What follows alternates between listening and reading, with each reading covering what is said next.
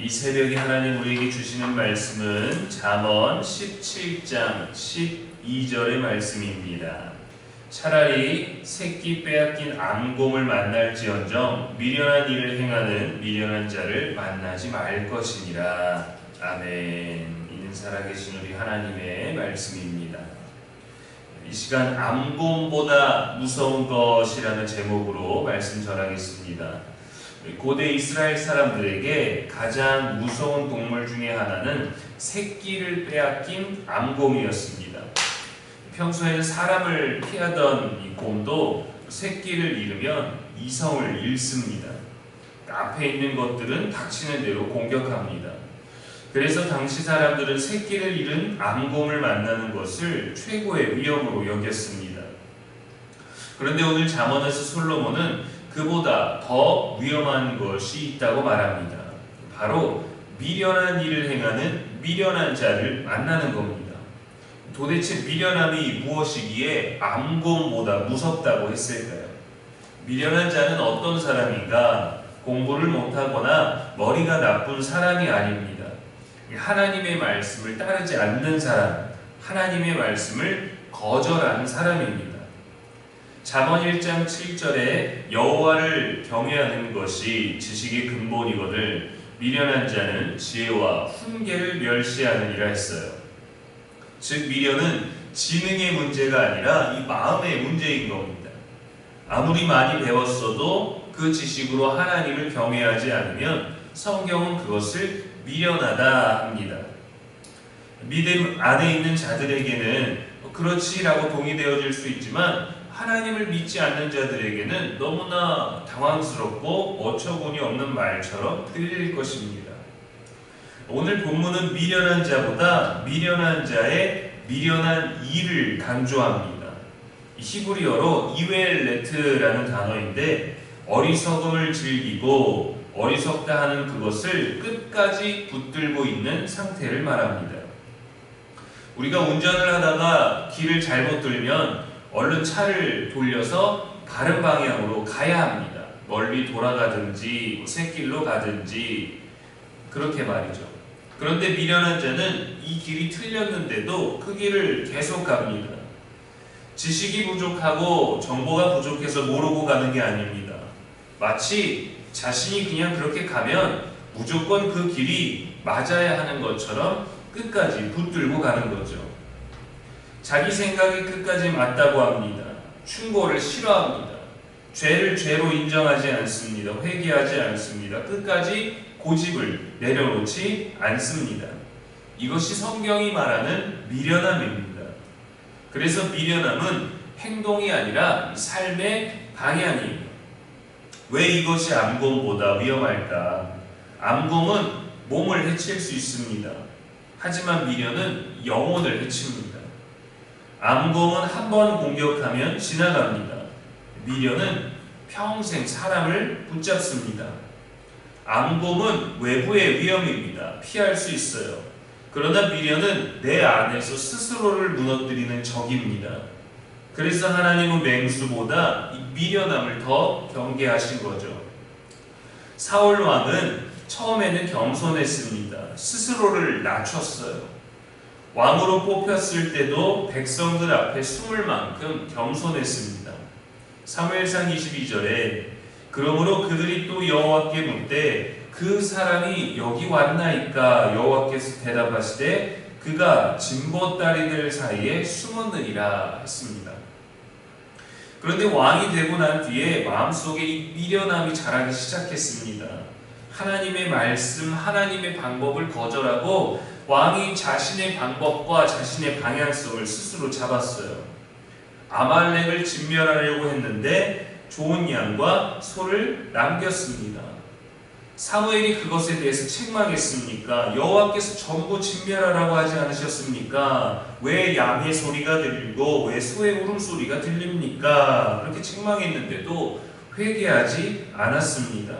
백성 탓을 했고 변명을 했어요. 사무엘상 15장 23절에 거역하는 것은 정치는 죄와 같고 완고한 것은 사신 우상에게 절하는 죄와 같다 했습니다. 사울을 무너뜨린 것은 블레셋이 아니었습니다. 아말렉이 아니었습니다. 골리앗도 아니었습니다. 자기 아내 미련함이었어요. 사무엘상 25장에 보면 다윗이 쫓겨다닐 때 나발을 만납니다. 이 나발이라는 이름 자체가 미련한 자라는 뜻이에요. 다윗이 생명을 걸고 나발의 목자들을 보호해 주었습니다. 그런데 나발은 은혜를 기억하지 않고 오히려 다윗과 그의 무리를 무시하고 조롱했어요. 결국 나발은 하나님이 치셔서 죽었습니다. 이 미련함은 우리의 일상에서도 자연스럽게 등장합니다. 작은 것에서 기어나옵니다. 어떤 모습일까요? 첫째, 충고를 싫어하는 겁니다. 나한테 잔소리하지 마. 내가 알아서 해. 내가 그걸 모를까봐 그래? 라고 자존심, 고집으로 자신을 향한 돕는 자들의 훈계를 물리칩니다. 잠언 15장 5절에 미련한 자는 그의 아버지의 훈계를 업신여긴다 했죠.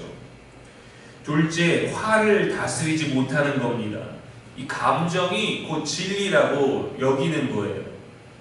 분노가 판단을 대신합니다. 판단하고 분노해야 되는데 내 분노가 이미 판단이 되어버린 거죠. 이 거친 말들이 막 쏟아져 나오는 말들이 분별력을 대신합니다. 셋째, 죄를 합리화하는 겁니다.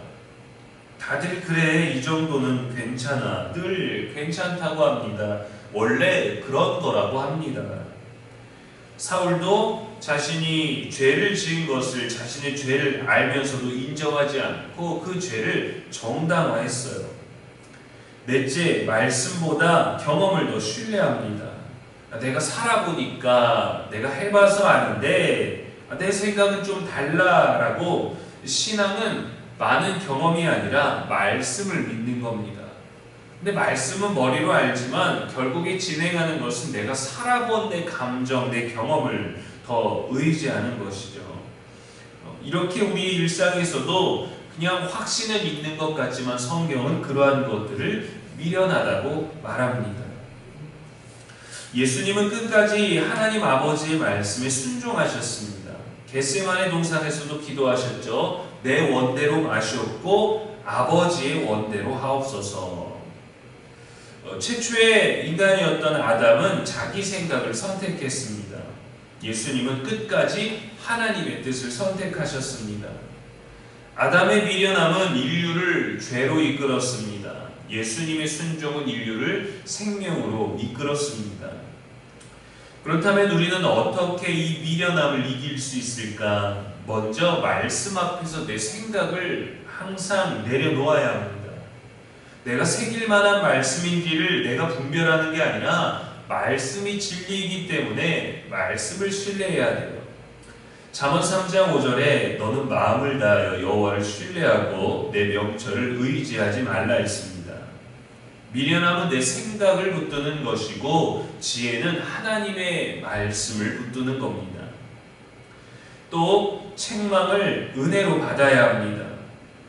다윗은 선지자 나단의 책망을 듣고 바로 회개를 했습니다. 회개 기도를 드렸어요. 그러나 사울은 변명했습니다. 같은 책망이라도 누구에게는 믿음이 되고 누구에게는 몰락이 되는 겁니다. 또한 성령께 우리의 마음을 맡겨야 합니다. 이게 참 의지하려고 하면서도 내 마음까지 내어주는 건 쉽지가 않아요. 우리가 사랑하는 사람, 좋아하는 사람, 소중하고 아끼는 사람이 되면은 마음이 갑니다. 마음이 가니까 뭘 해주려고 생각을 하는 게 아니라 자꾸 뭐를 해주게 돼요. 왜 그렇습니까? 귀하게 여기고 사랑하기 때문입니다. 근데 성령께 마음을 맡기지 않고 성령을 사랑하지 않는다는 건 그분께 우리의 것들이 가지 않는다는 거예요. 왜 가지 않을까요? 마음이 없기 때문입니다. 내가 믿습니다, 믿습니다라고 말은 하지만 내가 마음을 거기다 두지 않고 내가 귀하게 여기고 사랑하는 그 비중이 없으니까 믿습니다라고 하면서 내 생각, 내 행동은 다른 데로 가는 겁니다. 너무도 당연하고 너무도 쉬운 것 같지만 너무도 우리한테 이루어지지 않는 것이죠. 여호와께서 우리 마음에서 굳은 마음을 제거하시고 부드러운 마음을 주시겠다 했어요. 우리 안에서 착한 일을 시작하신 역사하심을 신뢰해야 합니다. 우리가 하는 판단, 우리가 하는 선택, 우리가 선하다, 옳다고 말하는 것보다 더 옳은 일을 하시는 그분을 신뢰해야 됩니다. 내 뜻보다 그분의 뜻을 따르고 내가 하는 일을 사랑하기보다 주님이 나를 통해 하실 일을 더 사랑하는 것이죠.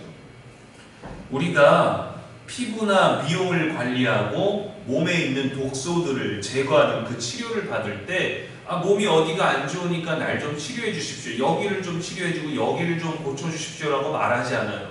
내가 몸이 좀 안 좋은데 나를 좀 고쳐 주십시오 라고 한 다음에 의사의 말을 따르는 겁니다. 의사의 말을 듣고 나는 그 얘기는 아닌 것 같은데 라고 말하는 건 치료를 받지 않겠다라는 것과 똑같은 거예요. 그 치료의 과정이 우리의 몸을 더 좋게 해준다는 것을 신뢰하고 맡겨야죠. 내가 내 몸을 분석하고 내가 내 질병을, 내가 내 치료의 방법을 분석하는 것만큼 고집스럽고 미련한 것은 없는 겁니다. 오늘 본문에서 솔로몬은 화난 곰이 아니라 하나님의 말씀을 듣지 않는 마음을 말했습니다. 미련은 많이 몰라서 생기는 것이 아니라 하나님의 말씀보다 내 생각을 더 믿을 때 시작됩니다. 그러나 지혜는 많이 알아서가 아니라 하나님의 말씀 앞에 겸손히 낮아질 때 시작됩니다. 겸손히 낮아져야 들을 수 있는 거예요. 하나님이 원하시는 것은 똑똑한 사람이 아닙니다. 많이 아는 사람이 아닙니다. 말씀 앞에서 부드러운 마음을 가진 사람입니다. 우리 마음이 언제나 말씀 안에서 지혜와 평안 누릴 수 있게 되기를 주님의 이름으로 축원합니다. 기도하겠습니다. 하나님 아버지, 때마다 말씀으로 우리 자신을 되돌아보게 하시니 감사합니다. 내 안의 미련으로부터 벗어날 수 있는 지혜를 허락하여 주옵소서. 하나님의 말씀 앞에 무릎 꿇을 수 있는 용기도 주옵소서. 그래서 세상의 많은 지식을 더 소유하기보다 말씀을 들을 수 있는 부드러운 마음을 허락하여 주옵소서. 여호와를 경외하는 지혜가 우리에게 가득하기를 소망하며 오늘도 우리의 영원한 소망이 되시는 예수님의 이름으로 기도합니다. 아멘.